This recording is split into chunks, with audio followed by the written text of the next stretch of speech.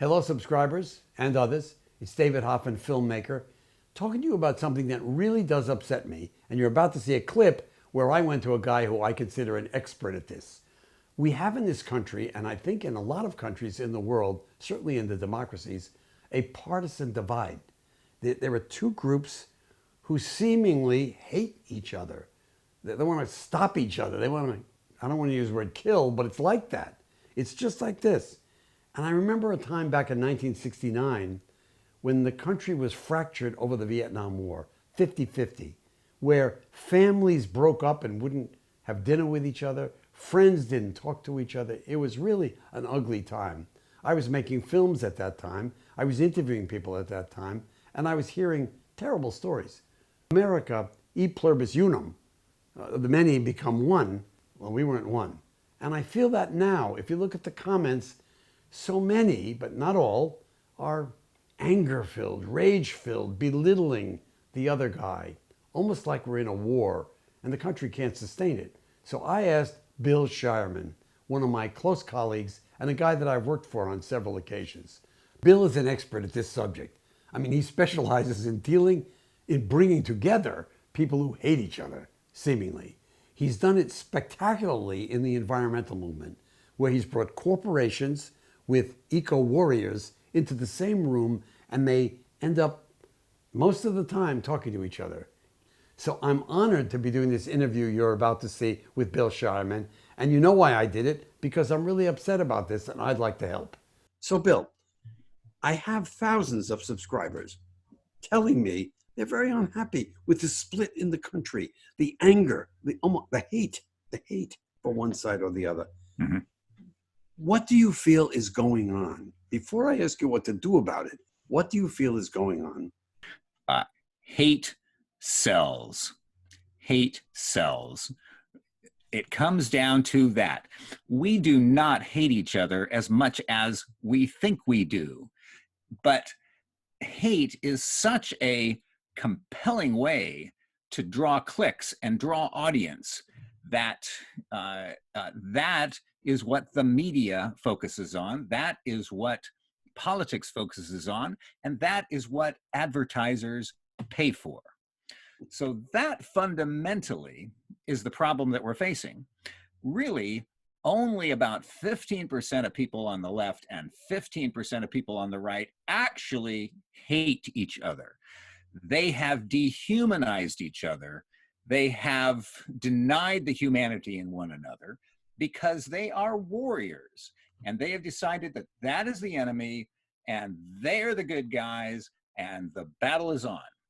And those are the voices that we're hearing. And we only hear those voices because they sell advertisements. I was in the offices of a senior executive at one of the big, social media companies yesterday, and she distilled down what they do into this: we sell ads. That's what we do. Now, she's got a conscience, she wants to do good, but she's in a company that sells ads. And so that's why hate works. So we need to change the system so that really love, connection, hope, collaboration work. I really appreciate what you've said.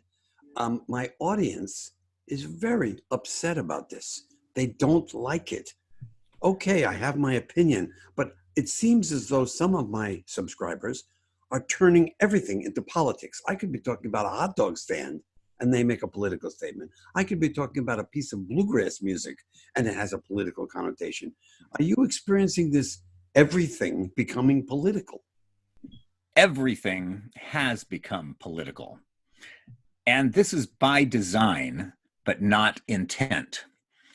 The design is the algorithm that attracts maximum eyeballs attached to unconscious brains. That's the algorithm of sales. And that algorithm has detected, with nobody, mentally running it, it's just a group of, bits and bytes, that when we hate, we are motivated because We want to kill. We want to act. And so we're scanning all these inputs that we're getting, and our brains are being triggered scientifically by the power of this algorithm to look for and detect signs of hate directed toward us. So everything we listen to when we're on social media and increasingly on traditional media, everything we listen to, our brains are saying, okay, I'm looking for the hate. And as soon as I get the hate, I'm going to know who I can kill. And that's the danger. And that's what I'm going to do. That's the fundamental problem. Here's the issue. I could easily turn what you've said into blaming them. Blame Google. Yeah. Blame Facebook. Not blame me. If I'm a participant in this, don't I have responsibility? How do you feel about that? I mean, am I an innocent, ignorant bystander in this? What I try to do is I try and cross the partisan divide in every comment I make.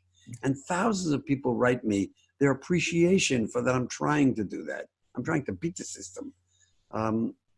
Is it their fault or is it my fault? This gets to the root of it. Our back brains control 99.9999% of what we do, what we think. Our forebrains, our conscious brains, our cerebral cortex here is the only point at which we are conscious and aware and making conscious choices. We need to slow down our lives enough to give our forebrains a chance to correct our back brains on this. Now, the reality is that we have an inborn concern about the other. Okay, this comes from 2 million years of living in tribes where we had our 50 people that were our community. And that community was a diverse community. Among those 50 people, there were the artists and the merchants and the cooks and the mothers and caretakers and the invalids and those in need and so on. That was a whole community that together. And we looked outside and we said, there's another tribe. That tribe is a danger to us potentially. That's the other, and we worried about the other. So that happens automatically. That is a back brain function, and it is stunning how quickly we other. So here's something that Professor John Powell, my colleague at UC Berkeley, Haas School of Business, has really studied and is brilliant about it. We have a choice to other or to belong. We have a choice to bridge or break. This is the terms that he uses. When we look at, let's say, Facebook, Google, big corporations, big government, progressives, conservatives, Donald Trump, Hillary Clinton, every word that I just said created an other. Right? This is either either us or this is them. And we do this automatically before we even know it. The trick for us is to consciously focus on belonging, not othering, but belonging. To recognize that we all belong, that these 50 people that were in our tribe for 2 million years, each of those people is different from us, because that's how you have a community. Everybody has a role. Everybody has a specialty. There's the singers and the dancers and all the ones that I talked about.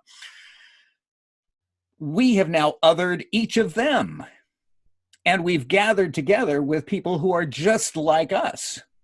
So instead of having a diverse community of 50 in our tribe that together is a whole that has all aspects of life included in it, we now have concentrated silos of just warrior progressives, just warrior conservatives, just evangelicals, just, the spiritual left, just engineers, just, software designers, just whatever.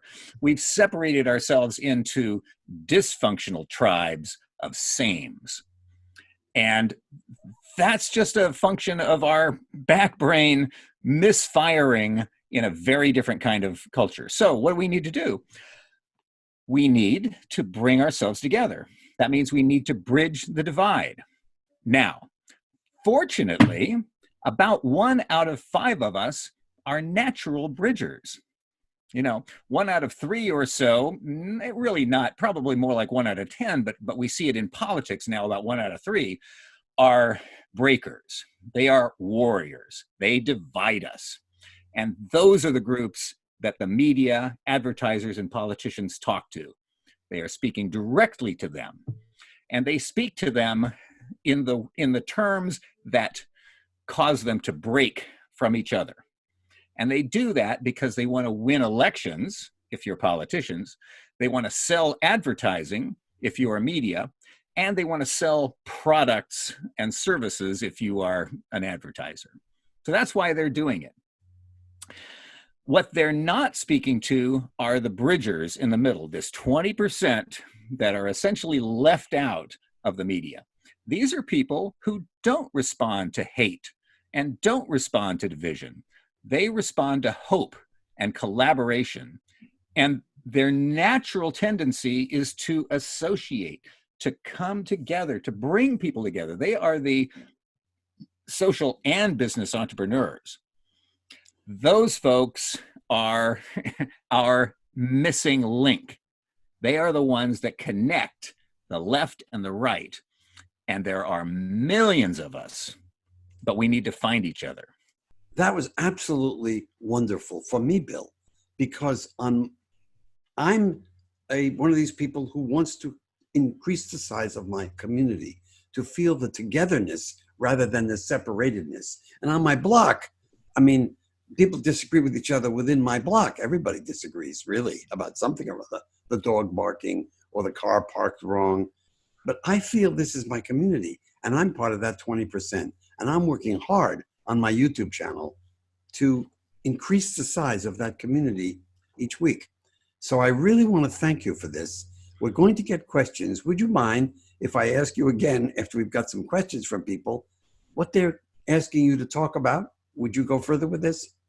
I would love to talk to the folks that you're engaging with and have a conversation about this. I've got plenty to learn, but I speak with so many people who hate each other from all of these different divisions, and it is frightening to me. And frankly, it is both highly motivating and completely depressing, what we're engaged in right now. I feel we are in such danger right now from the degree of hate that we have. I don't look at this so much analytically. I do certainly look at it analytically, but this worries me. And anything I can do to help people connect with one another, I'm there. I'm in.